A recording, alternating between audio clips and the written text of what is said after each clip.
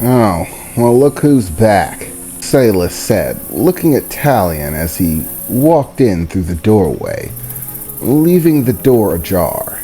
So, did you have a nice stroll?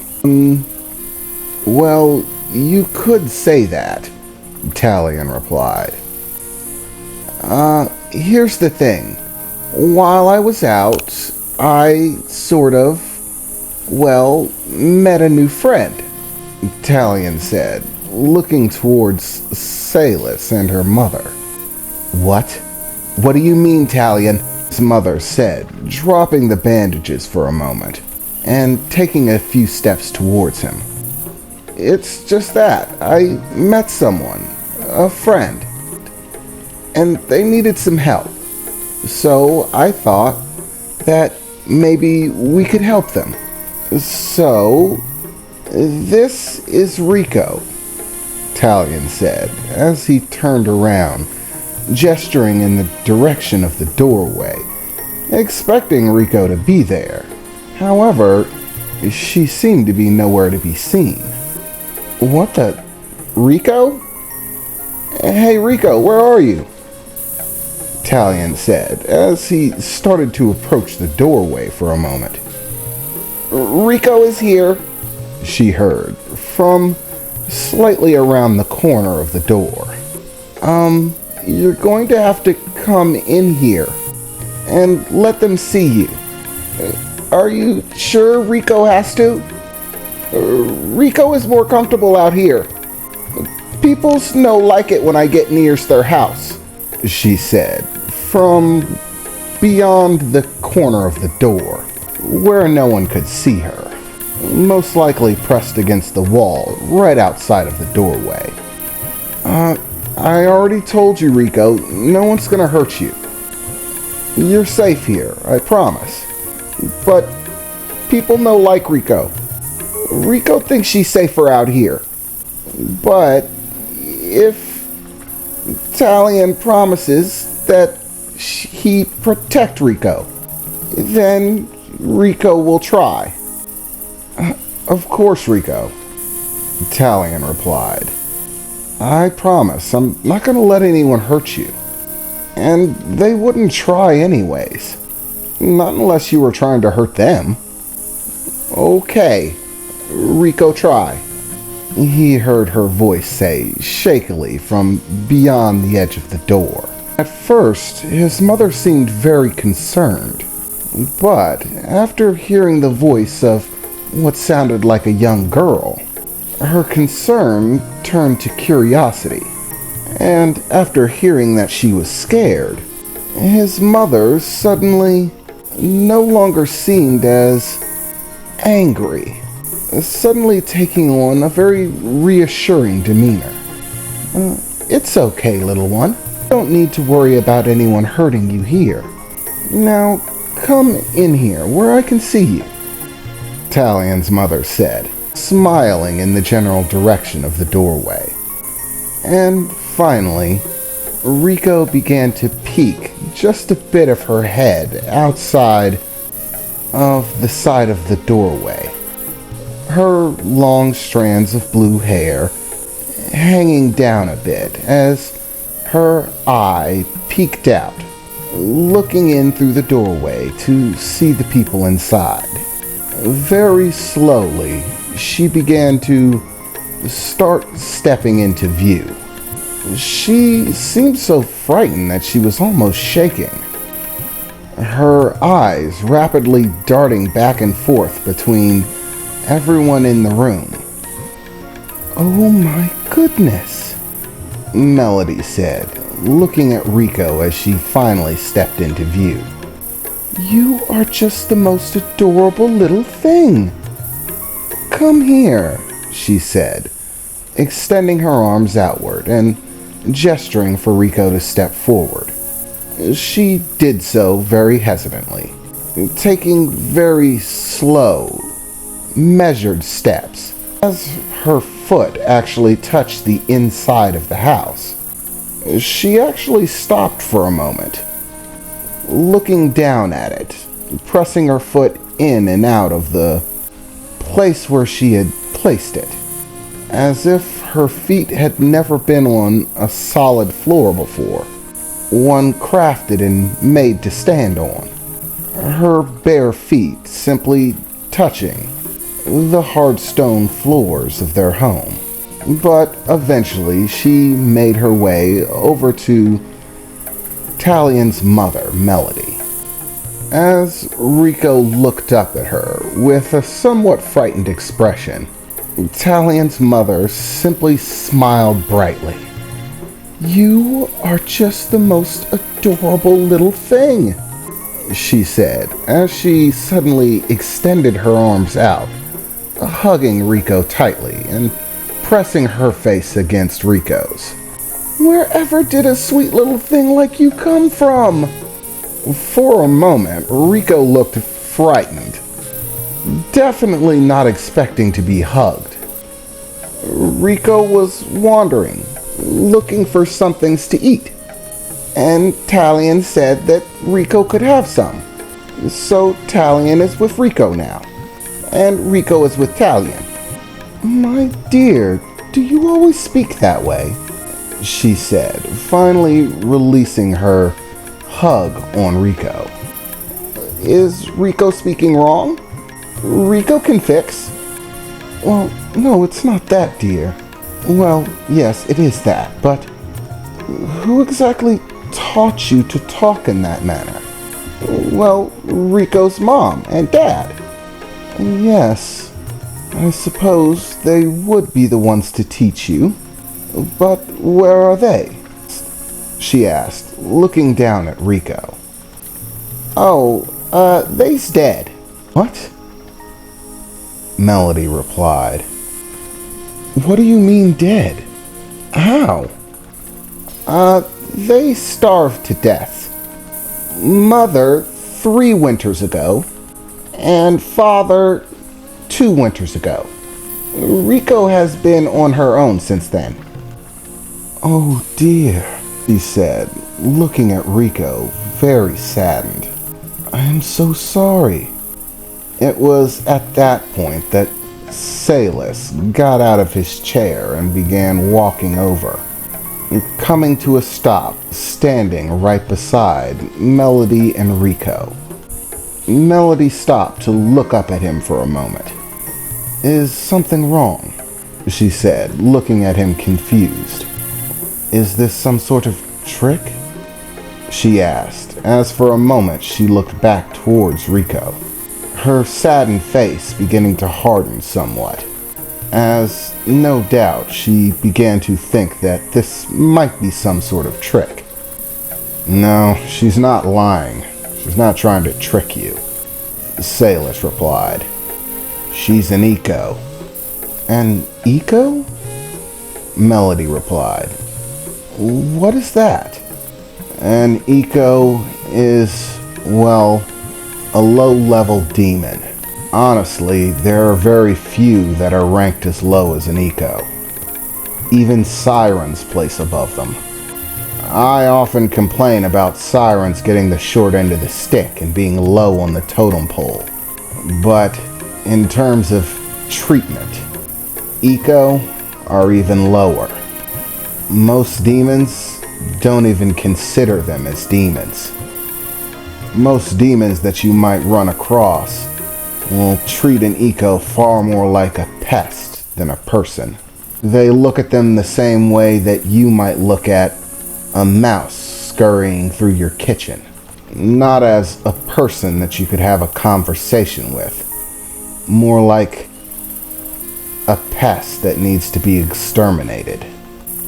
To be honest, it doesn't surprise me at all that her parents are dead. Ecos tend not to get to live full lives. In fact, I've met countless dozens of eco in my life, and I've never once met one of them that lived to be over 30. And it's not simply that they have short lifespans. It's just that because, well, either someone kills them or they end up starving. Those are usually the ends that an eco can look forward to in life. That's terrible, Why? Melody said, looking up to Silas, seeming very angry at the moment. Why would people treat them in that way? Well, it's simple and complicated all at once. It primarily has to deal with two things. One, both the reputation of Eco, which isn't good, and two, with exactly what it is that Eco eat. What? Why would them eating bother you? What exactly do they eat? Eco eat demonic energy. That's the sustenance that they need to continue to live. They can feed on it from basically anywhere. But the most sustaining form comes directly from a demon, meaning they can sap away your demonic energy. To be honest, the amount that they drain is minuscule. It's nothing to be worried about. Even if an Eco ate as much demonic energy from you as it possibly could, all in one sitting, it still wouldn't amount to much. But all the same, they require the demonic energies of others in order to sustain themselves. This means that they either have to bargain in order to gain access to demonic energy, find a way to steal that demonic energy, or scavenge for demonic energy in what tiny scraps they can find it. Their most successful measure for survival tends to be finding a master. What? Melody replied, standing up. What do you mean, a master? Well, simply, Eco are able to form, well, what amounts to a magical bond with an individual. It's sort of a contract between demons, an agreement. The Eco serves the person that they make the deal with as their property, bound to that person's will. If they give an order, regardless of what that order is, the Eco must obey. But in exchange for obeying these orders, the Eco is given the privilege of eating. So long as their master gives them permission, they may eat their demonic energy, which doesn't really affect the demon in person at all, so long as they're sturdy. If one Eco were to try to feed off the demonic energy of another, that might have some negative effects, as they both have very low demonic energy levels. But when feeding off of any higher level demon, even a few steps higher, the amount that they take would basically add up to nothing, and wouldn't really faze them at all. And thus we reach the important part of this. Tell me, Taleon, did you agree to feed her? Did you make a deal? Silas said, looking down at Taleon with a very upset expression on his face. And here I thought that I was going to be able to play it off. Taleon thought to himself, staring up at his new teacher. Yes, we made a deal, he said, rolling his eyes and looking the other direction. You little idiot, he said, grabbing Taleon by the head with his one remaining good arm. Do you have any idea what that means? It means you're stuck with her, kid. Once an Eco bonds to a master, can't leave them. The bond can't be broken, and new contracts can't be made.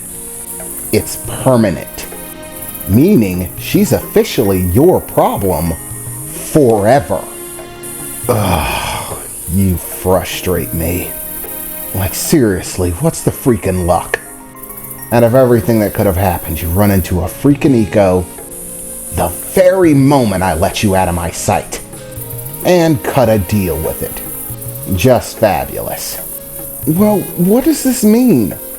What's so bad about it? It's bad because now he has to bring her everywhere he goes. If an eco gets a certain distance away from the person they're bonded with, then, well, basically they just sort of shrivel up and die. I mean, it takes some time to happen, but eventually it happens. They stop being able to process other types of demonic energy as well. Normally, an eco can feed on just about any demonic energy, and even after the bond is made, they can still do so. However, the vital sustenance, the level that's needed in order to sustain their life essence, can only come from the person that they're bonded with. So, if they don't feed from them on a regular basis, then they shrivel up and die. And as I said, there's no way to break the bond. He's stuck with her. Basically has 3 options. 1, keep feeding her for the rest of her life. 2, he can, of course, refuse to feed her. He is the master after all.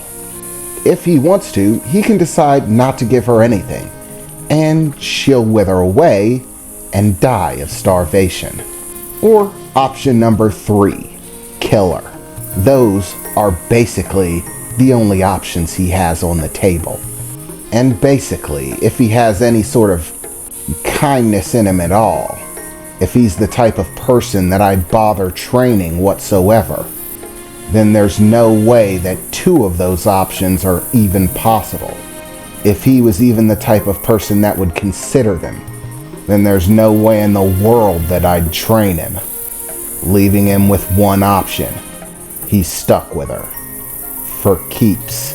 Rico the Eco officially belongs to Taleon. She has to go with him everywhere, at all times, which is going to be very inconvenient. As it stands, she's far too weak. There's no way that she's going to be able to survive what's coming. We have a very nasty and rough road ahead of us. And basically, her only chance is if she's strong enough to defend herself. She needs to be strong enough to follow us where we're going, or she'll just be in the way, or get herself killed.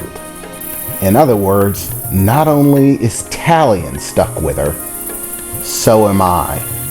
I officially collected a second student, without ever wanting to. I have no choice but to teach her, make her competent. Otherwise, she'll drag everything down. Just love making my life complicated, don't you little brat? Silas said, looking down at Taleon angrily. Don't blame me. It just sort of happened. Not like I planned on it. Taleon replied, crossing his arms and looking the other way in a huff. Stupid teacher blaming me for everything. It's all your fault, Taleon. It was at that point Taleon felt a large pain on the top of his head as his teacher lashed out, punching him on the top of the dome. Cow! Taleon shouted.